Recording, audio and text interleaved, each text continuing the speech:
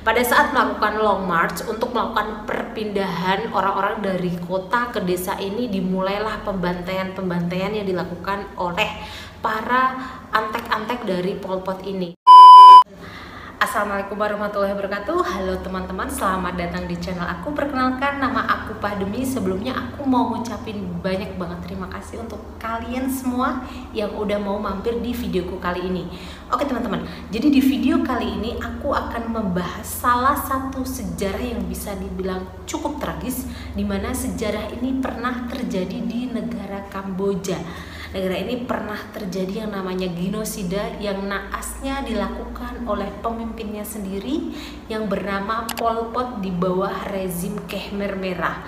Selama melakukan genosida tersebut, setidaknya ada 25% dari jumlah keseluruhan warga Kamboja yang menjadi korban pembantaian dari Pol Pot dan rezimnya Khmer Merah ini.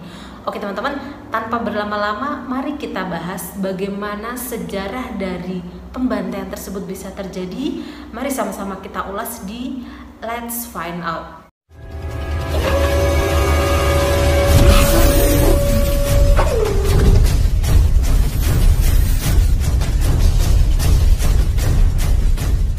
Aku yakin banget dari kalian semua mengenal negara Kamboja ini sebagai salah satu negara yang memiliki destinasi wisata yang cukup terkenal, dimana kita mengetahui bahwa salah satu keajaiban dunia yaitu Angkor Wat berada di sana. Atau mungkin dari kalian mengenal negara ini sebagai negara yang memiliki wisata-wisata kuliner yang bisa dibilang cukup ekstrim. Kalian bisa menemukan yang namanya gorengan ular, gorengan kalajengking, bahkan gorengan tarantula pun akan sangat mudah kalian temukan di jalanan-jalanan di negara Kamboja ini. Ternyata teman-teman, di balik wisatanya yang bisa dibilang cantik dan juga wisata kulinernya yang tergolong ekstrim ini, negara Kamboja ini menyimpan sejarah kelam di mana pada tahun 1975 sampai 1979 negara Kamboja ini pernah dikuasai oleh rezim bertangan besi yaitu Khmer Merah di bawah pimpinannya langsung yang merupakan Perdana Menteri yang menjabat pada saat itu yaitu Pol Pot dan berideologi komunisme. Oke teman-teman, pasti dari kalian bertanya-tanya siapa sih Pol Pot ini? Aku bahas dari background Pol Pot ya. Jadi Pol Pot ini adalah seseorang yang dilahirkan di desa yang bernama Preksebauv dengan nama asli yaitu Sawat Shar. Dia dilahirkan pada tanggal 25 Januari tahun 1925. Dari kecil sebenarnya Pol Pot ini memakai nama asli dari orang tuanya yaitu Sawat Shar sampai dia berumur sekitar 40-an lah. Sampai akhirnya pada tahun 1960-an baru dia mengganti namanya menjadi Pol Pot. Pol Pot ini dilahirkan dari keluarga yang cukup normal di mana ayahnya merupakan tuan tanah yang sangat kaya raya karena pada saat itu ayahnya memiliki tanah sekitar 50 hektar. Itu adalah angka yang berkali-kali lipat daripada para petani pada saat itu yang memiliki tanah paling cuma sekitar 10 atau 5 hektar.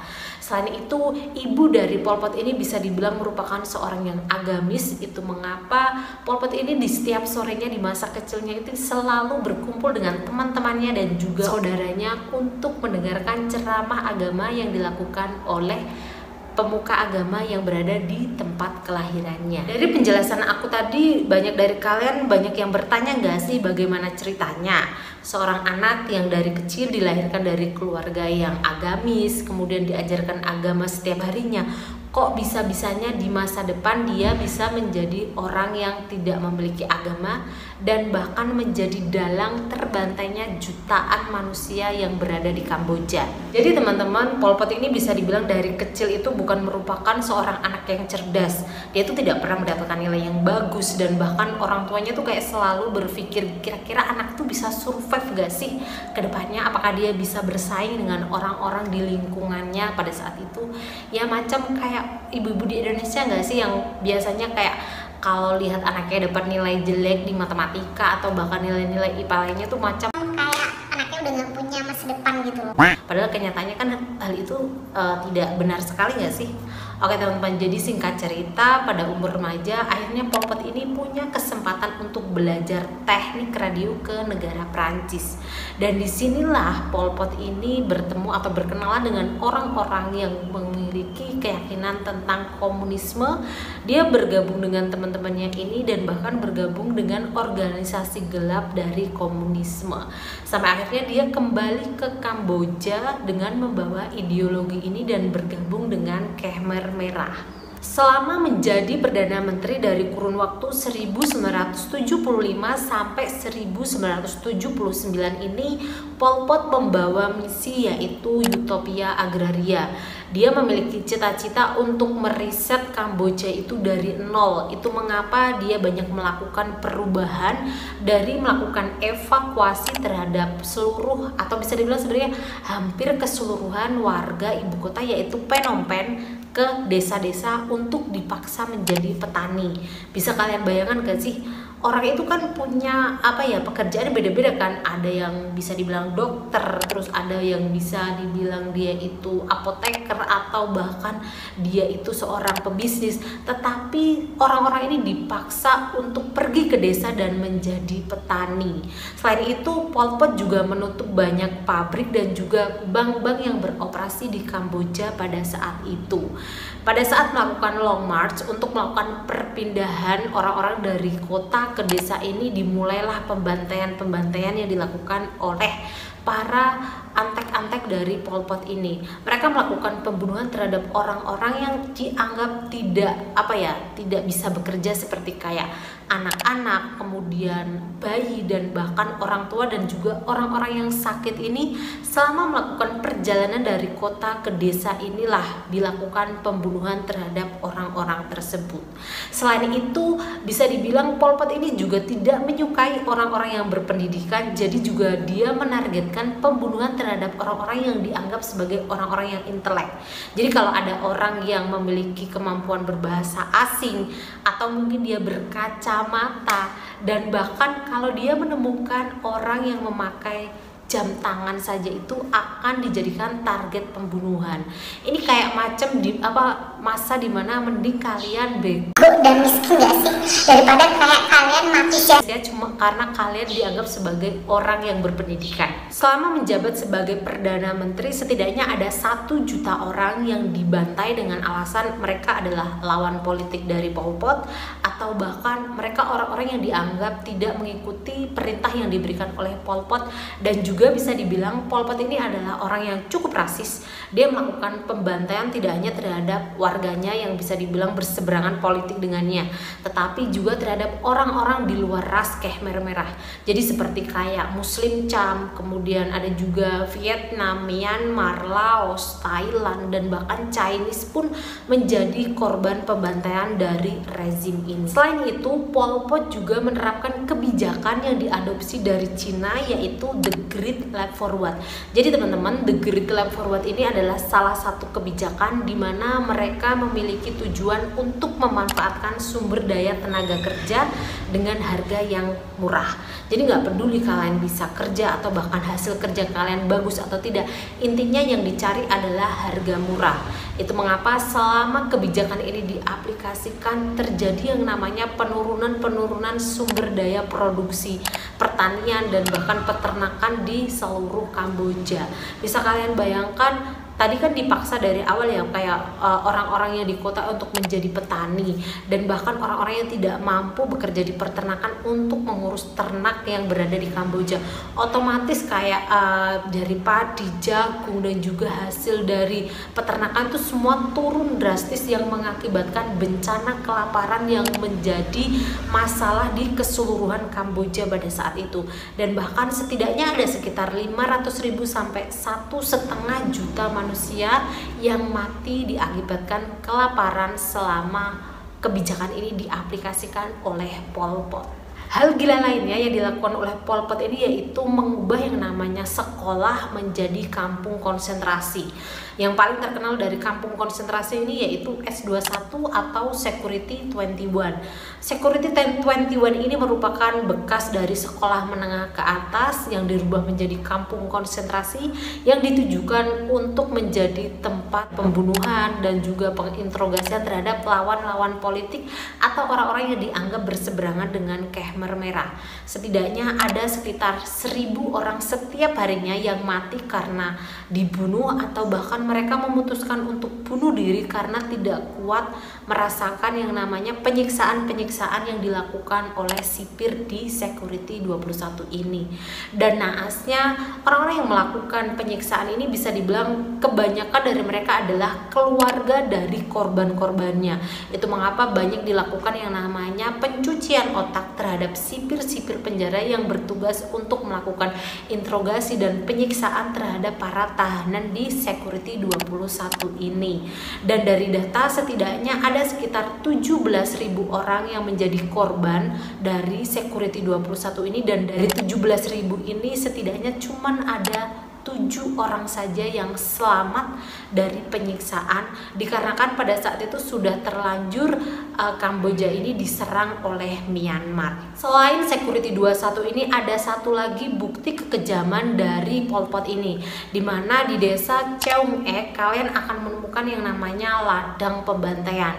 Di sini kalian akan menemukan yang namanya kuburan massal yang terdiri dari 400 tengkorak di dalam satu lahat, dimana di sekitar dari kuburan massal itu kalian masih akan menemukan sisa-sisa peninggalan dari para korban tersebut, dan bahkan masih banyak tumpukan-tumpukan tengkorak yang ditinggalkan begitu saja. Selain itu, tidak jauh dari kuburan massal ini kalian akan menemukan satu pohon besar dimana dikelilingi oleh kayak gelang-gelang berwarna-warni seperti itu.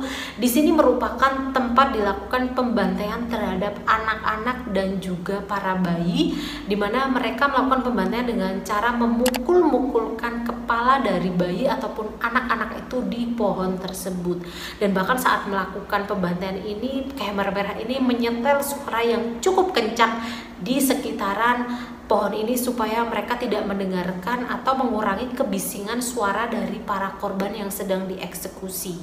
Kenapa mereka kok memilih dengan cara dipukul-pukulkan kepala dari anak-anak dan bayi-bayi ini? Dikarenakan Pol Pot ini ingin mengurangi pengeluaran uang yang harus mereka keluarkan tanpa mengeluarkan peluru sama sekali. Ini macam kayak pakem udah kayak Dajjal, tapi juga sebelahku pengen tak sentil tahu itunya ginjalnya sebelah.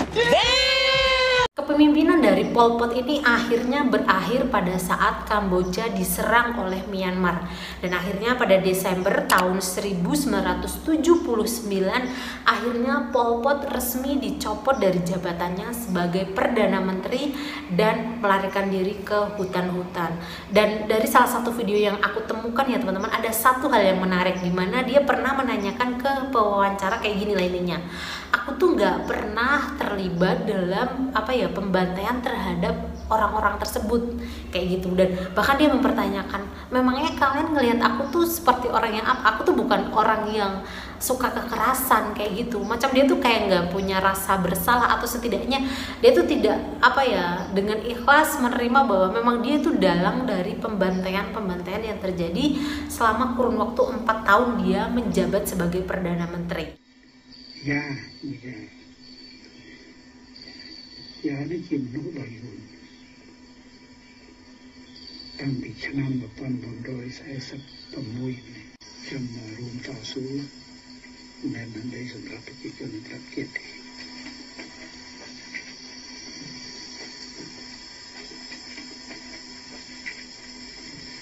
อะไรก็ได้ลุกเลยกินลูกตาสาหาคู่เคยรู้ตัวยังไง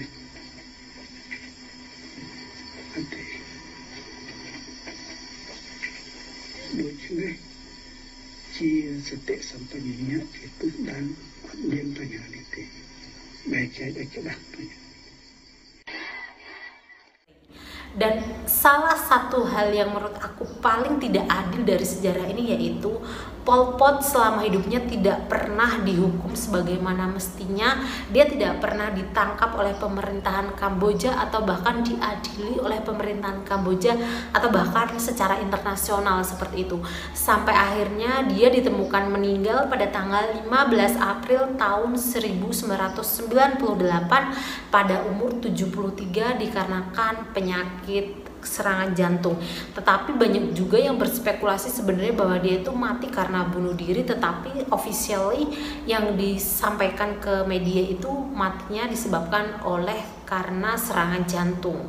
Jadi itu teman-teman untuk video kali ini. Aku harap kalian bisa mendapatkan pelajaran dari sejarah ini, dimana memilih pemimpin yang bagus itu amat sangat penting. Jangan pernah memilih pemimpin cuma karena kita mendapatkan uang 100.000 atau bahkan 200.000 atau bahkan cuma karena kaos yang kualitasnya kayak saringan kayak gitu teman-teman.